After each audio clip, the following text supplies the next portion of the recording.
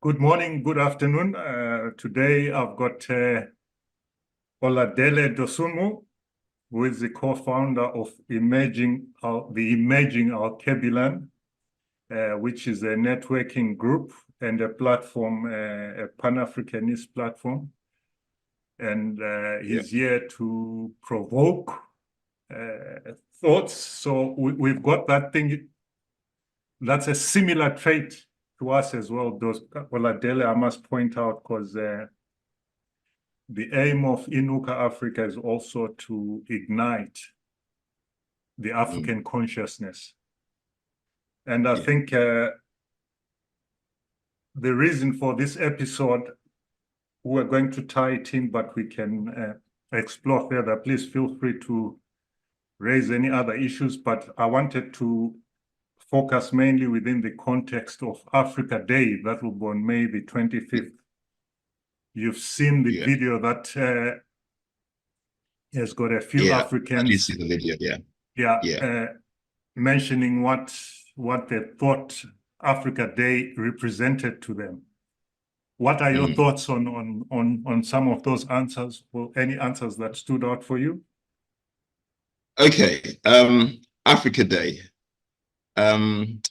Before I came on, I did a little bit of research, and the thought process behind the Africa Day was basically the African liberation, when the AU, the African Union, initially started before it became the AU, the OAU before it became the AU, and the aim then was for Africa to have its true liberation, and for Africa to control its affairs, and that's basically what Africa Day stood for, from basically the little research I did.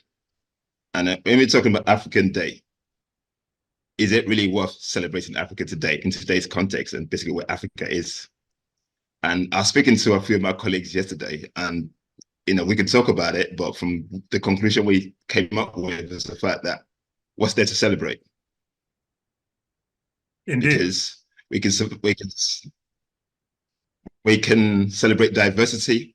We can celebrate culture, we can celebrate politics, economics, we can celebrate agriculture, but are we in control?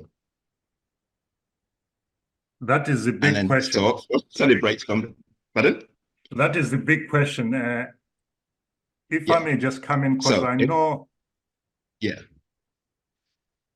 asking, is there anything to celebrate? Sorry to cut you there, my brother. Do we have anything to celebrate in Africa? As it is right now? That's my question. Pardon? What do you think are the obstacles that are stopping us from celebrating anything?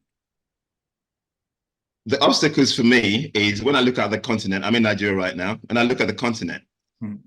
If you want to celebrate anything, there has to be a paradigm. There has to be a parameter to actually gauge the kind of developments we've made, the kind of empowerments that we have within the people. I'm in Nigeria right now, and what I see is basically nothing to write home about. I see poverty everywhere, despite the fact that I say the name of our organization is Alkebulan. Imagine Alkebulan is mother of mankind. We have everything, but at the same time we have nothing. So within that paradigm, I see poverty, I see hopelessness. So if I'm going to gauge celebration has to be based on the fact that the people within the continent are basically fulfilled, empowered, and the resources benefit them that I can't see. So that's the context I'm looking at. That's where I look at things. Because for me, I don't like celebrating things for the sake of celebrating things when the people are not empowered. Now, someone would come back at that and say, look, Africa has got independence now. All nations are independent in Africa. Therefore, is that burden not on Africans themselves and their leaders? How would you respond to that? Yeah. How would I respond to that? And I talk about this quite a lot, and I talk about it a lot of times. Africa is independent. We got flag independence, but we haven't got what's the word? We basically, the shackles have come off our necks, but mentally, we're not independent. Because every system that you see on the continent today is the hegemonic system. None of it is African. So when we're talking about independence, like Kwame Nkrumah is a big advocate for this.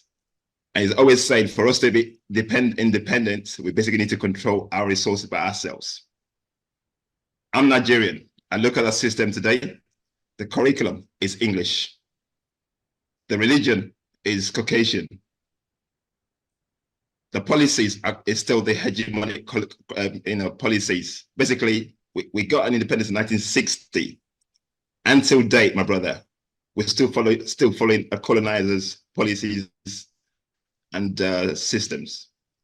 When we're talking about independence, that basically means that you need to cut the links, the umbilical cord of colonization away from you for you to be completely free.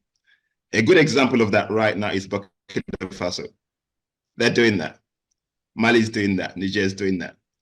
The rest of the continent, I'm sorry to say, independent in paper, but in the mind, in reality, we're not independent. Basically, the minority are controlling the continent right now. If I hear you correctly, you're saying we were given political independence, and our leaders who took over didn't change the operational system, if I can make it that way, if I can put it that way. Yeah. In other words, they just replaced the colonizer and are like managing what the colonizer left behind. Am I correct in hearing you? That, and if so, let me give you a good phrase. This is a phrase I normally use. They replaced the white colonizers and they gave us the black gatekeepers. So kind of like white skin, black masks, white skins. We call them coconuts. Yeah, Oreos as well. Yeah, coconut. No, I get you. Now, what needs to happen to change that system? Because I'm looking at Africa, it's the youngest continent in the world. Yeah. And can this situation that we are in right now be sustained? Because you mentioned that we may, by saying we need to change the paradigm, I suspect you also touched on changing mindsets. If I can just backtrack a bit of that, in order to change mindsets, we've got to know what we're dealing with. And I've had, or I read somewhere where you were involved as well, where you mentioned that Africans, or the African culture, was subverted and perverted. So if we're to, can you explain more about that? In what ways that was done? Because once we understand that, maybe we may start coming up with some form of vision about regarding the direction where we should move. Okay. Basically, the two main challenges we face as Africans right now is religious indoctrination and educational indoctrination. Religious indoctrination in terms of the fact that as Africans, we've embraced culture, heritage that's not ours. And when you lose yourself, you lose your history. And that's where Africans are right now in terms of our religious indoctrination, because basically we don't see value in what's ours. We've been taught, we've been indoctrinated to think that everything that's African is demonic. You know, our cultures, the ways of our ancestors has been deemed to become demonic. That's the one. Number two, education. We talked about education. Education is another problem. Like I said, the curriculum that we follow in Africa is not African. There's nothing Afrocentric about it. Saying that, today we have we celebrated Malcolm X's birthday today, and we have a Afrocentric school in Kenya coming on to help us talk about Malcolm X. So we're talking about education, which is African. To change our mindset, we need to go back to the basics of who we were before they came. It's hard for us to go from the beginning. We can never do that. But there's something about us which is African, I'll say Afrocentric, Afrocentrism, Pan-Africanism. There's a basis for who we were in the days of our ancestors. Basically, my brother, as Africans, the air we breathe, we adored. The water, we glorify the water. Everything around us is basically what makes us Africans.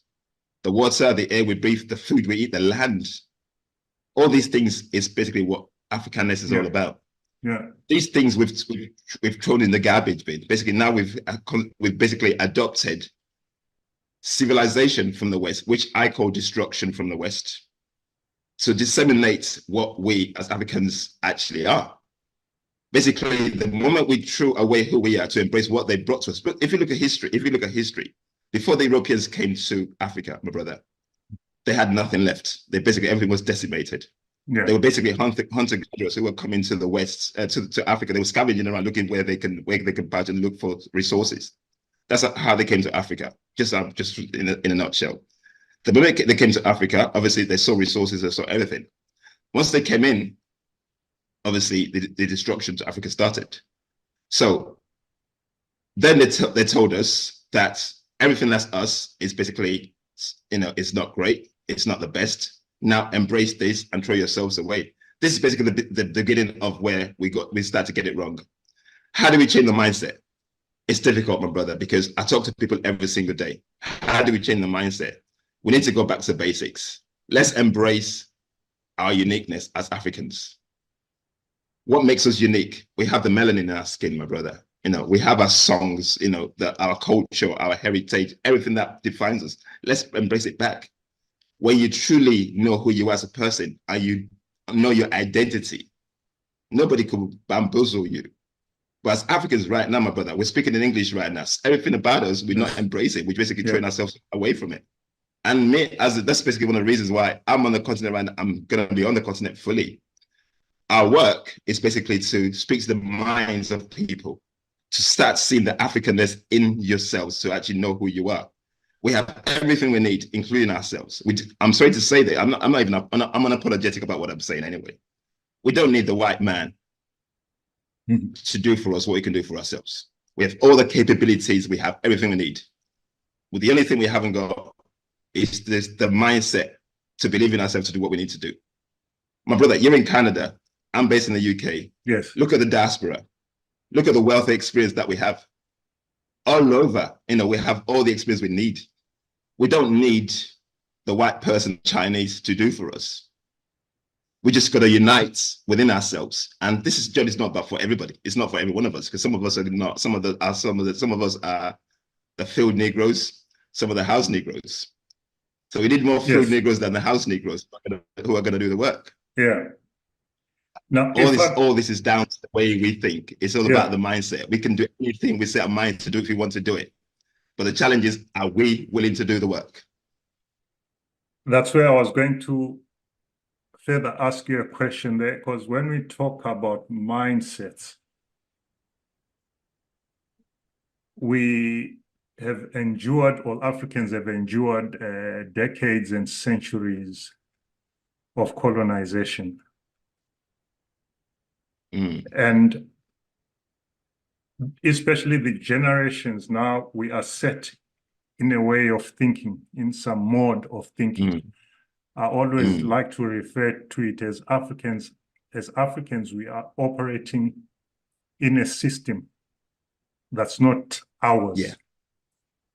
Yeah. And I don't think, obviously, there's that need of changing mindsets, but I always challenge people to say you need to be in critical consciousness all the time. Now, would you agree that Africans must not be comfortable in thinking that however they are functioning and operating now is good for them? In other words, is a revolutionary mindset necessary all the time for Africans? Bro, what you just said there is who I am right now. I'm never relaxed, because in my brain, I'm thinking, I can never be comfortable in the system. I basically tell myself the system that I'm operating in is basically not us. Like I said, I'm in Nigeria right now. Okay, I had a meeting with a brother. We have genetically modified seeds in Africa right now, being pushed onto Africa right now. And I can never be comfortable. The fact that I know that the food we eat is being compromised. I see people around there looking, you know, I speak to students in schools. I'm speaking to one of the daughters in the house I'm living in right now. She was telling me she works as an intern for a company, research company in Nigeria, and her research is funded by a US company in Nigeria. And what are they doing? They're finding ways to genetically modify our seeds and garlic bulbs. This is basically in Nigeria right now as I'm speaking to you. So knowing all these things and knowing where I come from Europe, as African, if you try to be comforted in the system, you're never going to see the evils of the system. And when you awaken to the fact that this system is basically not benefiting my people, and it's not just about individuals, it's about the collective. When you see that the system is not benefiting the majority, because don't forget, like I said, the gatekeepers, some of them are comfortable because the capitalist system is going to benefit a few, but it will never benefit everybody. And as long as it benefits the minority over the majority, we can't be comfortable. So I'm cognizant all the time. I'm constantly thinking, oh, how can we change this? How can I speak to people? How can I network? That's how I met somebody like you. That's how we met. How can we find each other? Like-minded people who can start thinking the same way. So let's build a network of people together to find solutions. And we can do this if we find each other. So I can say to you, I cannot relax knowing that there's work that needs to be done. I can't switch off. I don't know how to switch off. Yeah. Yeah, which brings us back right to Africa Day, as you're saying, in terms of mindset and being fully aware of our circumstances. Yeah. How important is unity to start off with? And is the African Union achieving that unity, do you think? I was writing some notes before I came onto this broadcast, my brother. And in my notes, I wrote down that the OAU, now the AU, takes 70% of its funds from external sources. 70%. That's a problem already. If your colonizers fund your organization, who calls the shot? So when we're talking about this is African Union, we're talking about African Day. Yeah. How can you celebrate a day that's controlled by the detractors and the colonizers, my brother? I find it difficult to do that. So we can celebrate the day to let people know the challenges we're facing. And you're talking about unity. Unity is the key. Diasporans, and you can see my website, this is what I talk about a lot. And I talk about this all the time. I talk about Ubuntu, Agbajowo. I am because you are because I am. This journey is not for everybody. Because some people are comfortable where they are, and whatever me and you say, they're not going to see what we're saying. They're just going to be thinking, I'm wasting my time. I've had this conversation with somebody in a group chat today. So, you know, you can't change nothing. I don't believe that we can't do nothing. You know, all we have to do is sow a seed. We can do a lot by sowing a seed, and it's about the mindset and uniting in purpose on a common ground. We can do those things.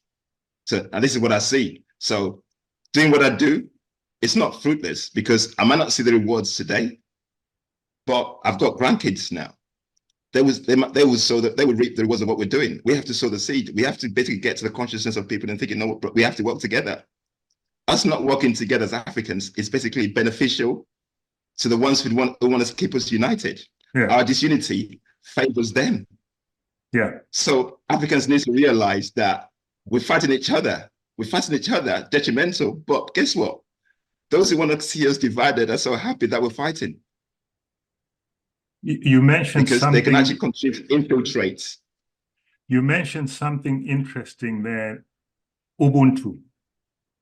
Yes. Now, would you link that as a starting point of changing mindsets? Because I'm That's the thinking key. here, what is Ubuntu? If you can just let our viewers understand what Okay, Ubuntu what is is. Ubuntu? And In my language, yeah. in my language, it means Bajowo, Lafinsoya. Basically, it's the same thing. I'm sure in your language you have the similar. Ubuntu is South African. I am because you are. Yes. You are because I am. In the days of my ancestors, my brother, we lacked nothing. We lacked nothing. We had everything we needed. We fed off the land. We protected the land. We engaged with each other. We lacked nothing. The disengagement came when we embraced systems that were not us. And they say Africa is not developed. Africa was developing. The kind of development that we had in those days, even the Caucasians in the infinite wisdom can never match what we did in the past. They're trying, but they can never match it. And we did those things because we're in sync with nature. We were one with nature. You know, there was no patriarchal or matriarchal. There was a balance. And we're able to achieve all those things because we're one with nature. And this is what Ubuntu means, my brother. Ubuntu is being one with nature, making sure that your brother or your sister lacks nothing.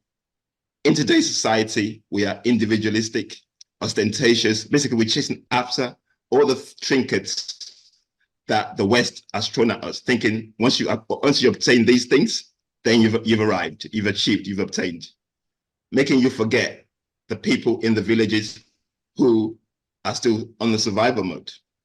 Ubuntu is about bringing ourselves together, forgetting about, collective, communal, working together. But that's basically Ubuntu. That's what we need to do. This is what we as Africans, this is basically where we lost ourselves. Yeah. This is what we used to be. This is what we were. When we had everything, this is how we lived. So we've moved ourselves away from that. Yeah. To become capitalist in our way of thinking. Now, cutthroats. So, in other words, we've been deprived of our identity, if I understand you correctly. The African has lost his identity and therefore cannot find himself and is acting confused. Is that correct? That's exactly where we are right now. And you also mention trinkets being thrown at us. And the word capitalism, you also mention it. Would I be correct in saying that therefore Ubuntu is at loggerheads with capitalism? Ubuntu and capitalism are not compatible. Would I be correct in saying that? They're not compatible, my brother, because Ubuntu means communal collective empowerment, working together as a body of people, doing things together, making sure that people around you are on the same level. So there's no one person, there's no one-eyed king in the midst of the blind, which is what capitalism does. So basically, you build collectively together. And brother, when everybody's at a particular level of fulfillment, that spreads. That means everybody's fine. Yes. It's what I'm saying sounds like it's not feasible, it's not doable, but it's something that where we are right now, it's something that we need to start embracing and start thinking. In order for us to get it, because we can't use, like you said, use the word operating system. Yes. As long as we keep using the Western operating system as Africans, we're never going to achieve anything in terms of self-sustaining ourselves, because everything that is us, basically, our seeds are controlled, politics controlled, education is controlled, economics controlled, spirituality is controlled. Yes. Yes. So how can you be yourself? So if I understand you correctly, you would advocate for the values of Ubuntu as the starting point to change mindsets, going back to those values. Would that be the starting point to change mindsets and achieving the unity that Africans are looking for? My brother, there's no other way, because I've been on this journey for quite a while now, and I've looked at every other solution. I've studied, read books, and I look at everything. And in my consciousness, I cannot get away from that, because collective consciousness, collective building, collective empowerment is what basically the foundation of Africa. We cannot go back to where we were, but there is the remnants of that we still have, that we can actually bring back. Yes. Yes. And do something with it. there's a framework there that we have. We don't, you know, we have the framework there. All we have to just trigger our minds to think, you know what, let's stop being individualistic about what we do. You know, we have an organization, my brother. I don't know how many collaborations we're doing, but we're collaborating with so many people. I keep finding them every single day. We are there. If you're looking, you'll find. But if you're basically selfish and self-centered in your ways, you're not going to find them. You're not going to see those people. As you reach out to me, other people are reaching out to me. So within those cliques of community building together, we find each other, and you can see you're doing something, I'm doing something, and then we keep building a circle of people with similar interests at the same goal, which is basically the empowerment of Africans. And that's the way forward. I can't see anything beyond that. So if Africans go back to the values of Ubuntu as the starting framework of decolonization, would that, and I think we would agree that that would be the starting point of some kind of changing the paradigm, the mindset, the current mindset that has made us lose our identity. Because you've alluded to the fact that we still have an attachment, what you call the umbilical cord, with former colonizers. So their systems are still embedded in us, and they're still extracting our wealth and natural resources. Yep. But in losing our identity, some have said, and I'm thinking as psychologists who said we may have been affected psychologically in terms of generational trauma from colonization. How do we deal with that aspect? Because in losing our identity and the savagery that we experienced, whether through slavery or colonization, how do we heal from that? Because there's some healing that's required as well. How do we heal from that? Yeah. The way forward in terms of, for me, one of the things we're doing is basically getting to the young minds. Getting to the young minds, because the young minds are the best lot to get to first. My age, your age, a lot of us are far gone. Yeah. I was on TikTok live yesterday, and we're having this conversation, and the best starting point for us right now is to get to the young minds. And that's why we are advocating that we have to start having Afrocentric curriculum. We need this Afrocentric curriculum in Africa. We need to throw away the Eurocentric curriculum, basically, which basically tells us, which makes us repeat their value system, which is destroying us. We need our own Afrocentric curriculum. That means ripping apart the Eurocentricity in African schools. We have schools who are doing that right now. I love that school, and we're going to find ways to partner with them to actually get these curriculums all over Africa if we have to. But let's get to the kids first. Once we start nurturing the kids, then we build from there. Yeah. And also, those who are in the system already, it's not too late for some people, because it was never too late for me, it's never too late for you. So we're going to find those ones who are curious, who are, inquisitive in terms of things are not working. What did we get it wrong? We're going to reach out to a few people along the way who are going to join us. Yeah. But the key for me is to say, let's start with the kids. That's the foundation point. They haven't got the trauma that most of us had. So we can't afford to pass that trauma to them. So let's give them the identity, a strong foundation, a strong identity that's going to, make them strong and have a solid foundation to moving forward.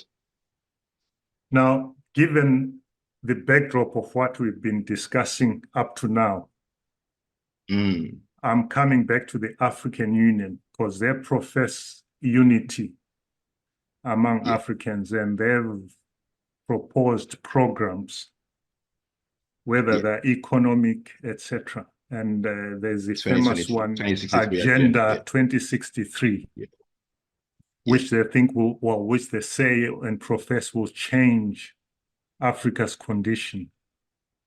Do you think Agenda 2063, given what we've said, will change Africa's condition?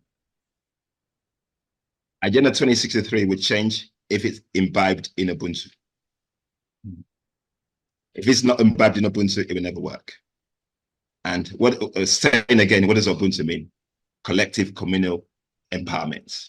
Yeah. And if that's not there, it's just a waste of time. I'm sorry to say. Do you think currently it's just a waste of time? Do you think currently it's based on that? That's the foundation?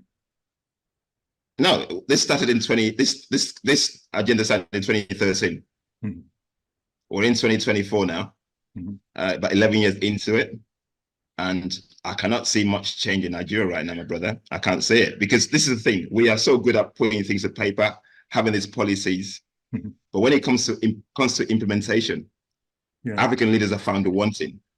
They're found wanting because they're gatekeepers for the hegemonic system. They're basically the front for the colonizers. So if you're a gatekeeper for the system that funds you, that actually props you up, how are you sincerely going to follow a system you put in place? They put it there. It looks good on paper. Yeah. But in reality, are they ready to actually make the sacrifice to implement these policies in Ubuntu? Yeah. My answer to that is no. Pardon? You say our leaders are gatekeepers. They're gatekeepers for the colonizer systems, my brother. Because basically, if you're not a gatekeeper, a system does not serve you, you should destroy it. Within your infinite wisdom, within your clique, you can easily do that. Let's build something different. Let's have a Afrocentric policy system that's going to work for the collective empowerment Africans. We Africans can do that. Our leaders can do that if they want to, because the system benefits them. They get their money abroad. They have their flights and all that kind of stuff. They're 1%er. They're comfortable with that. And that's basically what the system has made them: individualistic, ostentatious, greedy, the corrupt. And that all these things were built into the system anyway, because the people who put the system in place knew exactly what they were doing. Yeah. So 2063 will work if we're serious to make it work. Yeah. If we have the intention to make it work. But with what I'm seeing right now, I can't. There's no implementation. There's nothing in place. So right now it's a waste of time, even if they implement regional economic integration, and Africans can travel without passports. Yes. Why do we need passports, my brother? Why do we need passports in Africa? And these are the borders. These are the psychological borders that we have as well. A foreigner will come into Africa. It's easy for them to actually come from France, England, to come to South Africa, Nigeria. But you are Nigerian. I'm a Nigerian. I want to go to South Africa. I have to, you can't even get direct flights to South Africa. You have to go stop over here and there. Why? And as African leaders, why are we not taking the barriers down? If we're serious about all these policies and want to implement the right thing, why do we have to follow? My brother, these systems have been there since the 1960s.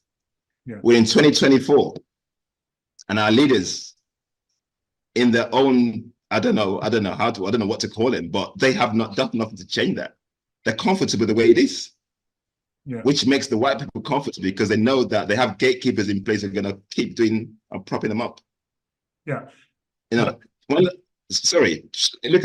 Bram Traore there, for example. Arikana Chiyombore Kwa went to Burkina Faso.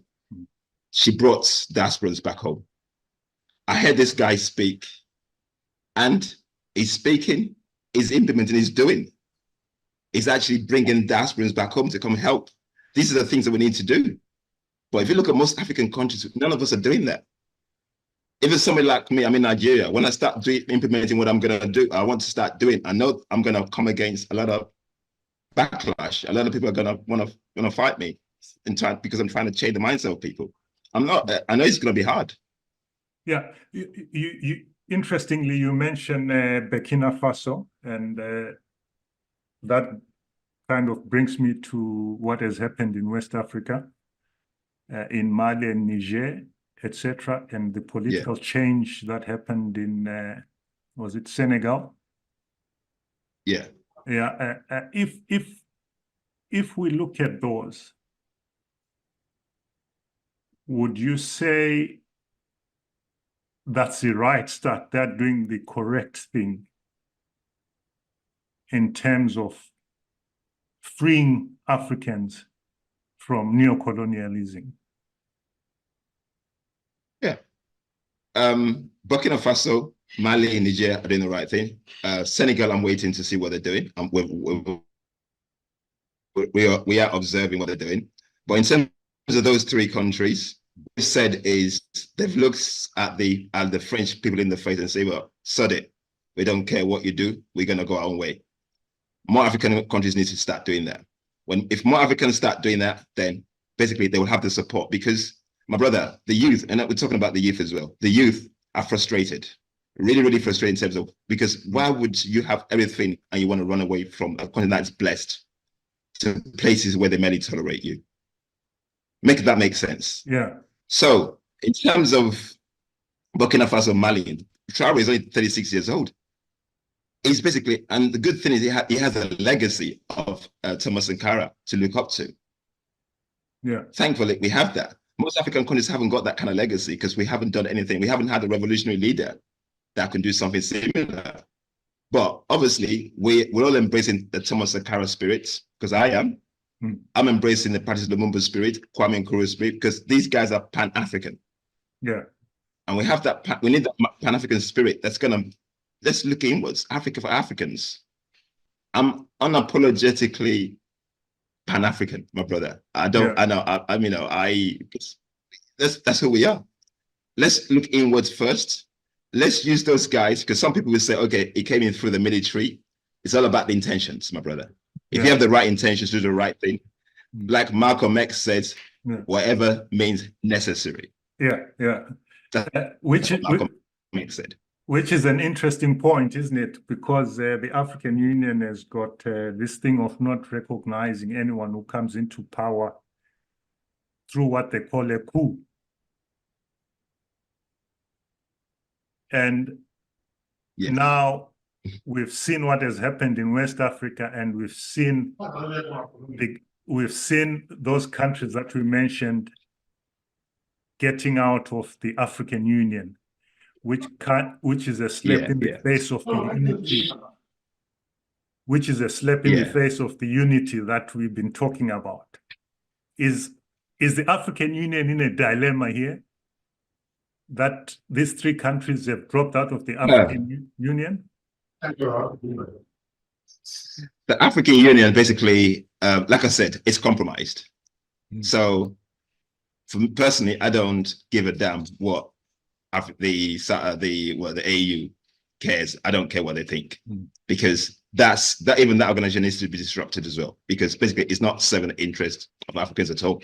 It's not serving the interest. So African Union doesn't serve a purpose. Founding fathers, Kwame Nkrumah, and those who set it up had the right intentions. Yes, but it's since been hijacked.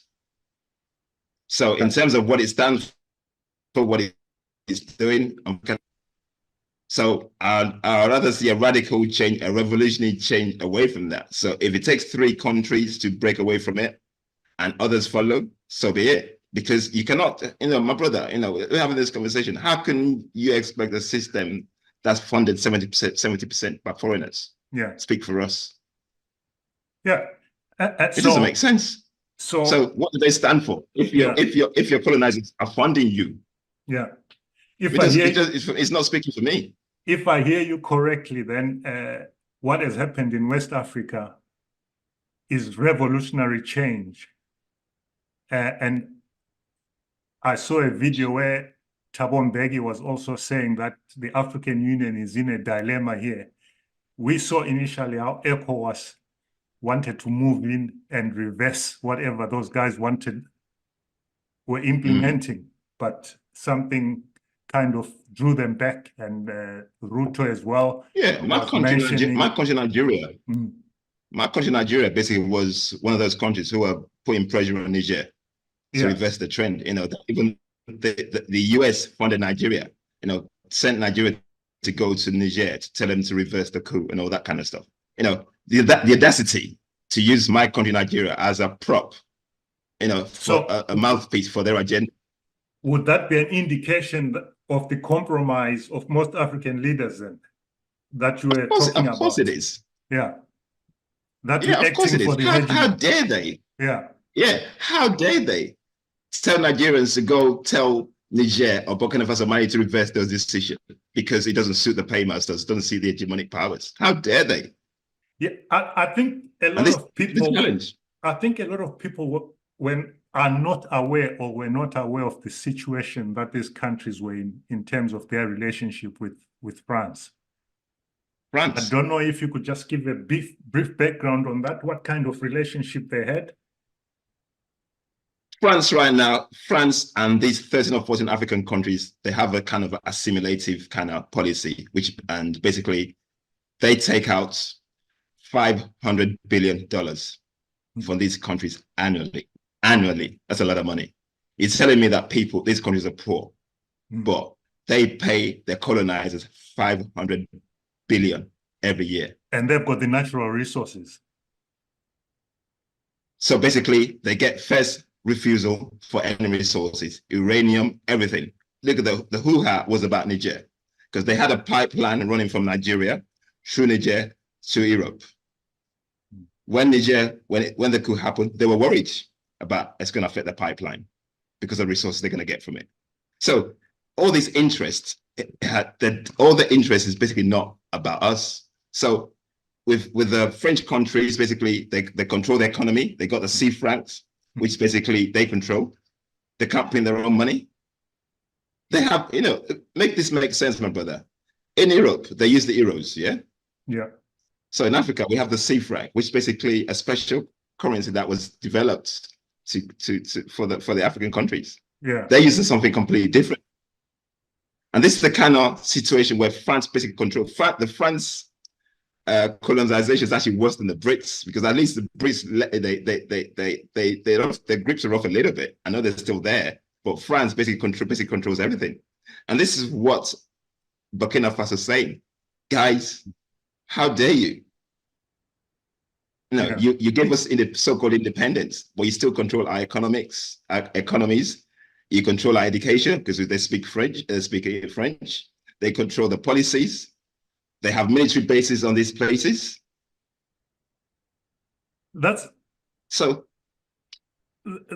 other thing. Sorry to kind of distract you here. You mentioned military bases on the continent as well. Why have foreign bases on the continent? Why? What is the rationale behind Well, my brother, you can answer that question. To protect that, America would say to protect its national interests. That's what America says, whatever they go. That's a foreign policy, to protect the national interest. When it comes to that American national interest, they don't take it lightly. They will do anything to protect it. And the national interest, what is it? It's basically Africa's resources. The audacity. Yeah. And so they have the basis there. Terrorism is also mentioned as a factor, isn't it?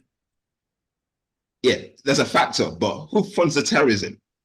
In my country, Nigeria, right now, we have Boko Haram. Yeah. Boko Haram are mercenaries paid for by the West.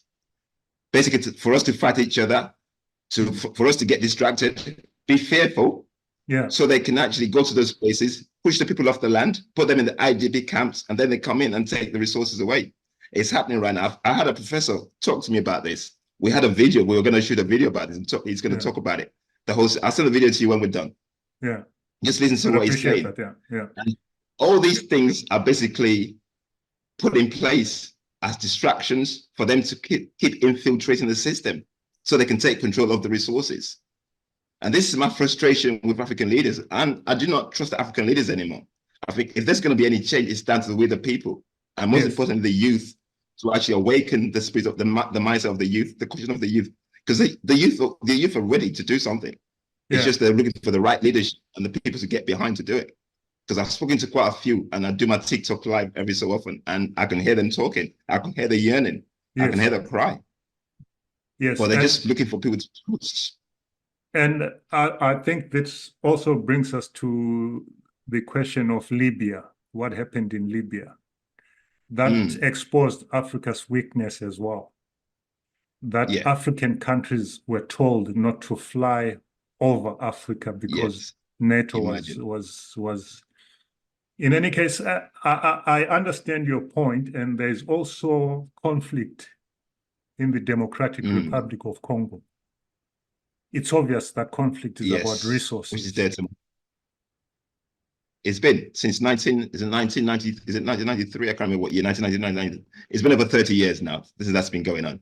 It didn't start with 30 since 30 years ago. It started with Patrice Lumumba. Yes. Initially, that's where it started, and obviously, they have to put their own gatekeeper in charge. Obviously, when the DRC had the independence, Patrice Lumumba was a revolutionary. Yes. He basically wanted Africa, the Congos, basically to control their own resources.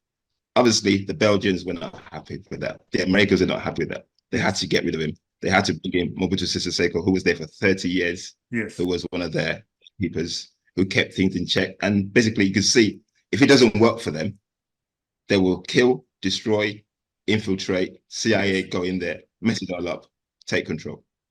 They have to put their own stooge in these countries.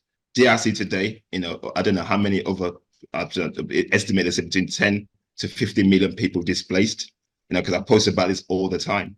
And obviously, what for? For the stuff that we need for the gadgets. And Congo is basically one of the biggest disasters in the world today, which nobody's talking about. When we're talking about African unity, when you're talking about Libya, we're talking about DRC. Yes. What are African leaders doing to get rid of that situation? Nothing. Well, the African Union hasn't, I don't think the Congo is on their agenda as such. There have been individual country efforts, because I know South Africa sent a military there. I don't know to what end to help with that. But do you think it's also an intra-African conflict there, or is it the gatekeepers, what you say are the gatekeepers being used by the West again in different countries? My brother, it's always been the case. They're always going to find one of us to work against us. That's always the case. It's the case when the colonization started. It's always one of us working against us. There's always going to be, yes, massa, yes, massa. I mean, the house Negroes against the field Negroes. There's always going to be those of house Negroes. And they've got house Negroes. Like Rwanda, Uganda, they're working, they're neighbors to the DRC. There's conflict going on. Why are they not dealing with it? It's convenient for them not to deal with it because and that's the key. They are benefiting from the misery of their own fellow Africans. But you mentioned you mentioned Uganda and Rwanda. Their leaders, in some ways, come across as Pan-African in terms of their language and their speeches. They come across as, and this is the thing about even Ruto, come across as Pan-African. But when it comes to the policies and implementation and what they're doing on the ground, it doesn't come across, because how can you, as a Pan-African, absolutely as an African, see over 15 million people killed in a neighboring country next door, and you don't seem fit that you need, as an African brother, to do something about it, to bring it to an end? Why don't we sit down, talk to ourselves, find resolutions? Let's break it down, because my brother, you can always find a solution if you're willing to sit down with people and talk about these things. But they're not willing to do that, because the people behind them, the hegemonic powers, will not allow them to do that. So these leaders are propped up as well. They're in place because they're allowed to be there. So otherwise they won't be there. Absolutely, absolutely. So in terms of the change that we require, you mentioned education, religion, and I think which are all tied to the mindset. And I think the type of mindset that you seem to say we must move towards is a revolutionary mindset until things change. Would you say it's a revolutionary mindset, or describe it in a different way? People have asked me this before. If you want to term it as a revolutionary, so be it. But it has to be a 360 degrees turnaround, because we need to reverse where we are to get to where we need to get to. And where we are right now, as a system is not working. So basically, there needs to be a paradigm. There needs to be a light bulb moment that's going to make it, you know what? What we've been doing for the last 50, 60 years is not changing, it's not working. Where do we go from here? Yeah. We need to get to that realization that we need to actually do something completely different to get to where we need to get to. Because as long as we keep following the system that we're in right now, we've had this system in place for the last 100, 200 years.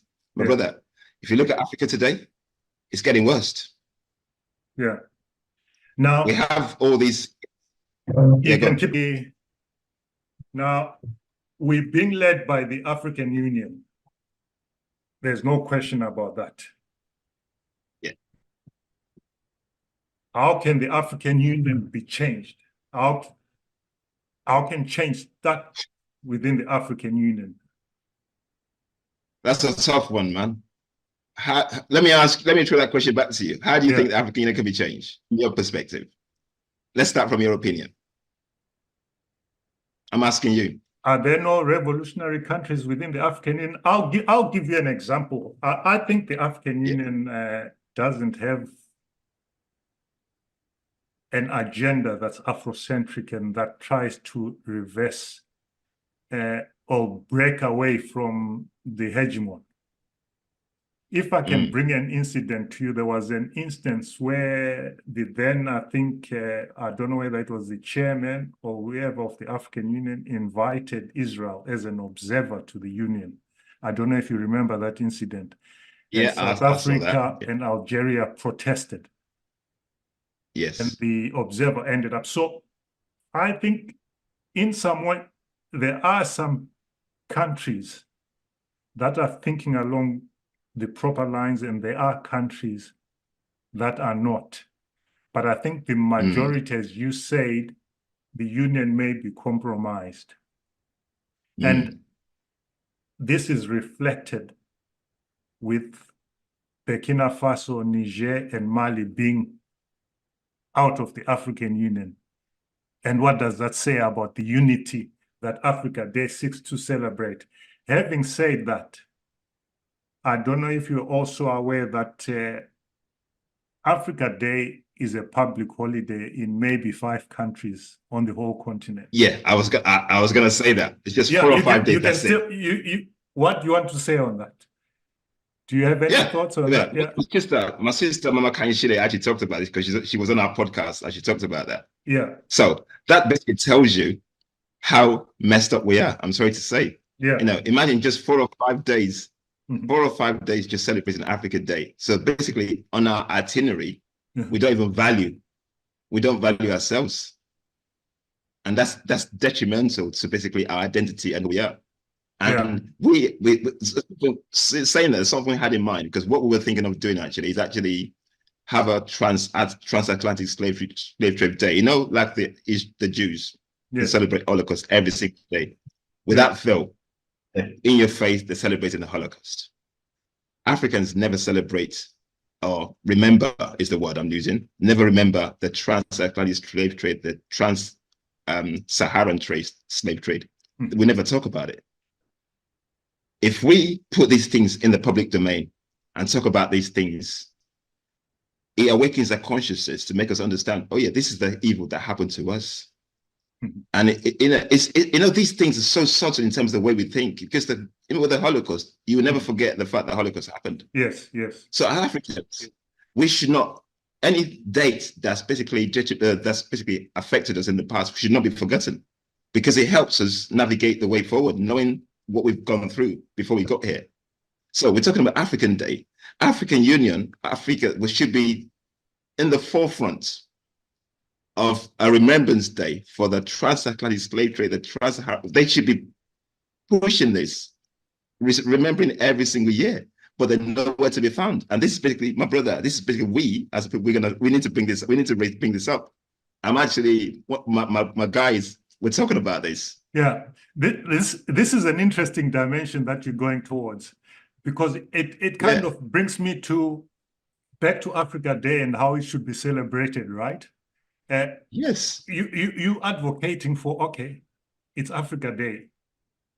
The way we should celebrate it is remember all these things. Now, you mentioned the transatlantic slave trade. Yeah. That was what was behind the transatlantic slave trade? Capitalism. Capitalism, yes. That's it. It's basically they came for what they wanted. What is behind colonialism? Capitalism. Right? So if you look at all the systems of oppression, what's behind, what's the driving force? It's capitalism.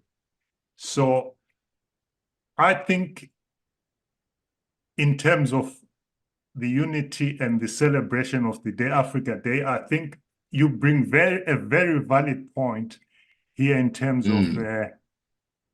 of you mentioned that we should revisit and remind our young people who may not have that history of all these ills and evils that have been, and all the wars that we're currently having, you can trace capitalism in it. And if I can ask you in terms of the transatlantic slave trade, would you be in a position to kind of mention the actors? Because I've read somewhere that the church was also involved in pushing that forward and in granting the Okay. bull. Do you have an idea? The transatlantic slave trade, in terms of, because I'm not an expert in this, but obviously we've done a little research here and there, and you trying to understand exactly what it is. And in terms of it, basically, who was behind it? It's basically the Romans, the Greeks, the Pope, the Church. The first ship that docked to Africa was basically. So, if you look, there's a film on Netflix right now called Ijinga. Yeah. I don't know if you watched it. It's basically African woman warrior. Yeah. And you see the Portuguese in there, and basically, they were praying to a so-called Christ to do evil to people. So you can see in terms of the slave trade is basically perverted in terms of those behind it. And it's, like we said initially, bro, it's just about the fact that the intentions were not right. They just basically put it in place. That's why I say, for me, I say religion is indoctrination, education is indoctrination. All these things serve a purpose of infiltration for them to be able to take what they need. So they don't serve our purpose at all. So transatlantic slave trade, as you know what happened to our people, because there's a dungeon in Nigeria here. Yes. They put people in shackles. On top of the dungeon, they had a church where they prayed to people. Yes. Before they shipped them on the boats. Yeah. So what kind of religion is that? That's basically complicit to destruct. And the same religion will tell you that should not kill, that should not steal, that should not destroy, that should not do all these things. And the same religion is basically doing the complete opposite of what it says you shouldn't do. So transatlantic slave. Yeah. Carry on. Sorry to cut. Yeah. So the slave trade basically was just a tool to basically, I'll say the word, still destroy, and it basically, still and destroy Africans basically. So yeah. And we're talking about trauma earlier. Yeah. The people in America today are still going through that trauma today. Okay. I'm lucky. You're a diasporan. I'm a diasporan. Obviously, I've got links to back home, so I'm not so affected. But I know in my network of people, there are African American brothers who would do anything to go back to Africa, to get on that soil. I've seen so many who want to come back home and just be part of this, to be just to feel the soil of the forefathers. So the trauma is huge, and these are the things that we're working toward. That's what our group's about. It's basically bringing people together to find these little puzzles to make these things reversible. Just heal the trauma of people. Yeah, my brother, we'll be winding up because I know you've got another commitment. But you mentioned religion, education. Now, we've been taught for centuries to think and behave in a certain way that's been passed down generations. And this thing is so deep-rooted in us, it's difficult. It's difficult to go to people and say, the way you function and think is not beneficial for you. What do you think needs to be done to change that mindset? We spoke about mindset earlier on. Bro, I am in this journey right now. On my LinkedIn page about 3 or 4 days ago, I got attacked because I do. If you go on my page, I talk about these things a lot. I don't relent. I talk about it. And in Nigeria right now, I'm talking to people about the impact of religion. Like you said, it's a generational thing. How do we change it? It's not easy because people are going to attack you. People are ready to fight you to defend the white God, even though it has no bearings on their lives. People will attack you. I've seen people attack me for it. It's not an easy task, but what I'll say is when you know the truth will set you free. And personally, knowing what I know, and obviously you're in the same journey as I am, we just have to keep chipping away and talking to people. Basically, create the awareness, set up groups, set youth centers, whatever we can, because there's so many things we can do. Yeah. So it's about setting all these centers up, getting people, and that's what we do on our platform right now. That's why I bring on people who can talk about it. I'm not an expert, so I'll bring on people who can talk about, who've had 30, 40, 50 years of history, who've studied these things, to come and talk about it. And by doing that, what he's doing is basically, and I can see the feedback from people saying, I never knew this. Yeah. So creating that awareness, creating programs where we can actually talk about these topics. Yeah. When it comes to religion, you're cutting off there. Means, oh yeah. So can you hear me? You had cut off. You can restate your point. Hello. You can restate your point. I can hear you now. You're talking about religion. Yeah. So what I was trying to say is when it comes to religion, so when it comes to religion, people say don't touch it because it's a sensitive topic. Yes. And I'm saying to you, if it's a sensitive topic to you, that means we need to talk about it. Because why can't you talk about it? Any topic we should be able to discuss without you feeling intimidated and scared about talking about something. If you're so sure about what you believe in, let's talk about it. So we dig in, we talk about it. And as we've said on this, religion is one of the biggest impediments to the African mindset change shift. Religion is one of the biggest cankerworms that's holding us back. So personally, I'm dogged, dogmatic. I'm not shifting away from that. I'm going to keep talking about it. And we're going to keep bringing people. We're going to keep talking about it. And we're going to keep hammering it home. Yeah. We can chip away to people. And we talk logically. You make a valid point because... when we talk logically, you make a valid point because I think education and religion was instrumental in terms of changing the African's identity because it attacked the African's culture and spirituality. Yeah. And once those two are attacked, I think you lose your identity. And there's also a writer and an activist, revolutionary. And a revolutionary who was involved in Nigeria, Frantz Fanon, who said colonialism is not just a political and economic exploitation, but also psychological warfare that devastates the mental health of the colonized. And this is where I was coming from in terms of solutions, taking all that into perspective. What would you say are the main takeaways? What are the solutions? Just to summarize them in ending lesson. Yeah, to summarize it, we are our own solutions, and to find the solution, basically we have to look at what's not working, flip it on the head, and basically be critical about what we're doing. Solutions basically is education. Re-educate. We need to educate ourselves because the education that we've received is not working. It basically makes us more white than black. So we need to flip the education on its head. In terms of religion, we need to start embracing our own culture, our own heritage. Our fathers, our grandfathers, our forefathers, our ancestors had their ways that worked for us for centuries before our history got perverted. We need to go back to that. The curriculums in our schools needs to be changed. The government, which basically still embraces colonial past, needs to be changed. But the first thing is the way we think. if we can deal with the way we think, and if Africans realize that the white man is not their friend.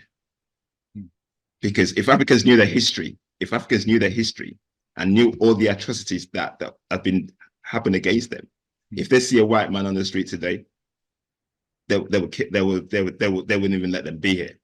But because our mind has been so messed up to the fact that we still see the white man as the white savior syndrome, it's still in our heads, because obviously a lot of people still have the white Jesus in their homes.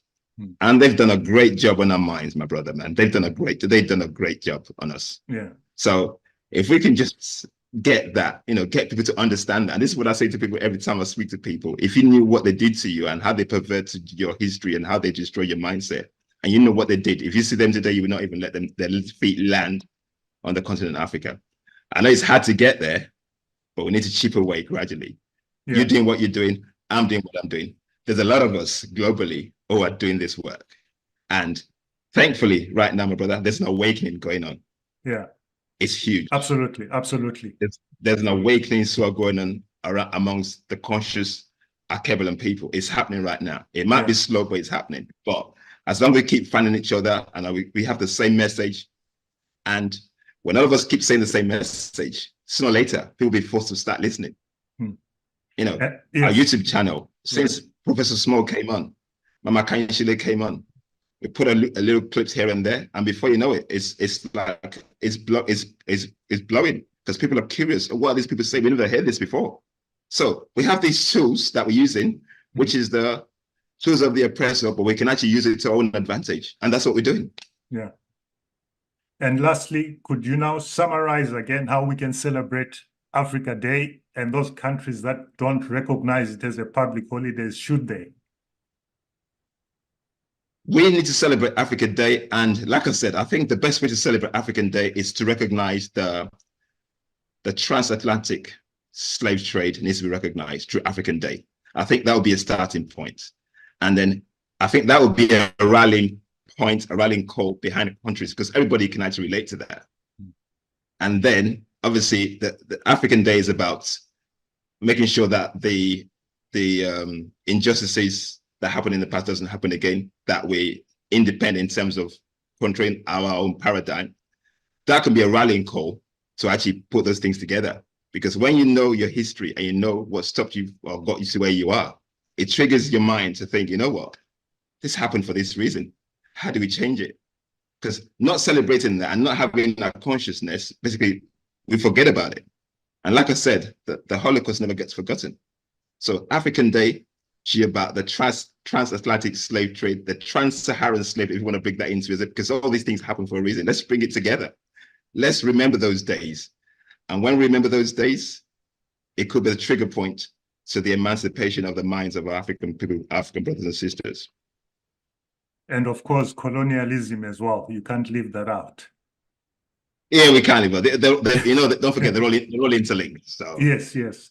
No, thank you very much, Oladele Dosunmu from the Emerging Alkebulan. After our initial technical issues, we managed to have some form of discussion. And I'm sure some of the topics we could go into detail in and more depth. But I think we can do that, bro. We are gonna have time. We can prepare ourselves, get ready. We can do that, because I don't mind. We can just have a topic, we can discuss it, and we can dissect it. And yeah, we could have gone on and on, but I know you've got other commitments. Thank you for your time. Yeah, I've got another one coming in the next 40 minutes. So, thank you for your time, and have a great Sunday, and all the best in your next session, man. Thank you, my brother. Okay. Well done. I wish you all the best. Thank you so much. Thank you so much, my brother. Thank you. Yeah, thanks. Cheers.